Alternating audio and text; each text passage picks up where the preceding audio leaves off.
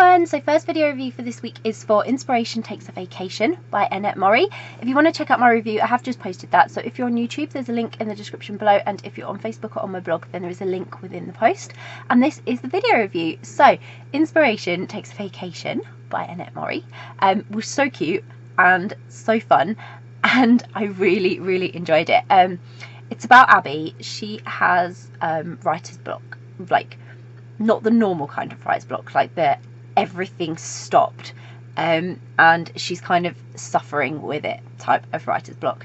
And she goes wandering along the beach, bumps into this mysterious woman, is absolutely fascinated by her, and this woman claims to be on vacation. So something about the whole premise of that just strikes Abby as really odd, and she kind of offers kindness, and she insists that this woman join her, and then together they have like quite this adventure in where Abby lives. And it means that the creativity in the Northwest is taking a bit of a nosedive, which is really weird, and it's all over the news, and it's not just obviously Abby who's creatively affected. And this mystery woman is not really wanting to leave, and yet the creativity is not returned, and there's all this uncertainty and strangeness around it. And so it's kind of a what does it all mean type of story, especially for Abby. She's got a lot to figure out, like who's this woman, where's her creativity gone, everything's just questions and questions and questions. So this was just as I have come to expect from Annette. It was really fun, really quirky, but a cute story. So I just loved it. I absolutely loved it. And the whole dynamic of the story was extremely clever and really quite unique. And Abby's one of those naturally comedic characters. She doesn't mean to be. It's not in her nature to be. It's just how she is. And then her personality just lends really well to this like comedic type of humour that she creates through just being herself. And you kind of smile and laugh at all the situations and circumstances she finds herself in, because she kind of gets in them herself, but then you kind of wince as well, because some of them are like, I had moments where I was like, oh my god, Abby, oh my god. And like she had quite a lot of accident prone moments as well, which were funny, but it was like a feeling like you want to laugh, but you know you shouldn't, because it's actually not very funny for her, but it kind of is really funny because only she could get herself into that situation, and you were just hoping that she wouldn't get badly hurt in these situations, because she was really clumsy in like her nature as a character, but that was all really cute and endearing, and it just made a lot of fun. And it kind of it sort of captivated me, the same way it did Musetta, who was the woman that she met on the beach. She was kind of really captivated by Abby, and it was really easy to get swept away in all Musetta's enthusiasm about the situation. And then Musetta, obviously, she's just a mystery for Abby. She's so I loved the experience of trying to work out who she was with Abby and like what it all meant. It was a lot of like, not soul searching, but that type of like just trying to figure it all out and wondering if it's a direct effect for Abby. And that's what I think was one of the really lovely things. But Musetta was quirky and in a very different way to Abby. She was a bit like alien to everything, and so she was just having a great time experiencing everything, and they complemented one another so nicely, because they were just like this perfect little team of their connection was really harmonious, and they got on really well, and they just worked well together. It was brilliant. It was so much fun to experience Musetta finding everything out and Abby trying to figure out why she's so excited about these things. That was great.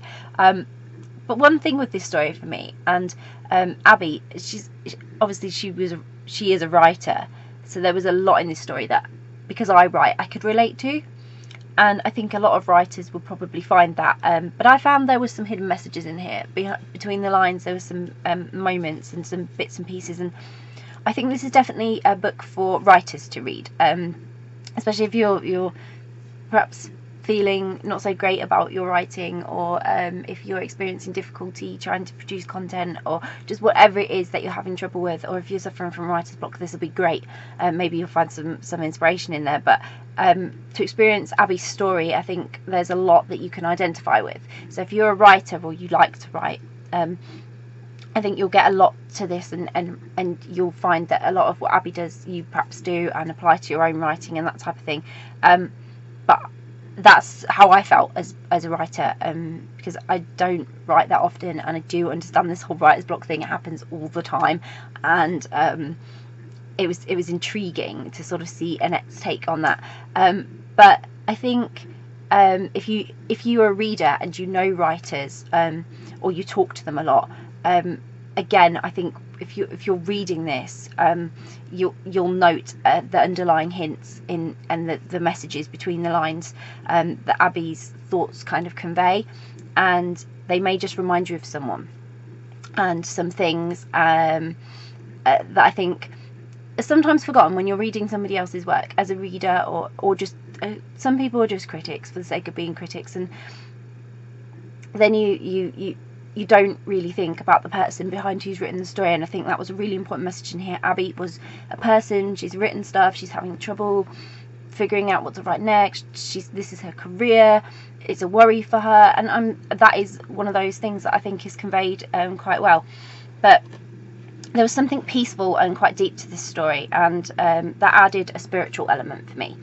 But also an important reminder for both characters and personally to the reader that it's okay to take care of yourself, it's okay to take a break, take time, and put your own needs first sometimes. And I adored the story, so I can't wait to see what fun, meaningful reads Annette Mori will bring us next. But this one was special, and I think there was a hidden message in there, and if I deciphered it correctly, there's nothing to worry about. The stories are great, they're fun, they're quirky, they're brilliant, and Abby shouldn't worry about her writing because she's absolutely fabulous.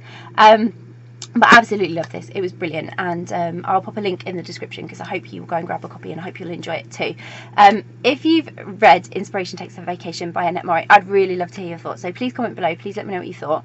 If you haven't read Inspiration Takes a Vacation by Annette Mori, then I hope you will. I hope you're really interested in doing so. But if it's on your to be read list, or you're planning to read it, or you're now really intrigued and thinking I've got to read that book, please comment below, please let us know, because it's always great to hear what you're reading. And if you do read it, I hope you enjoy it. Bye!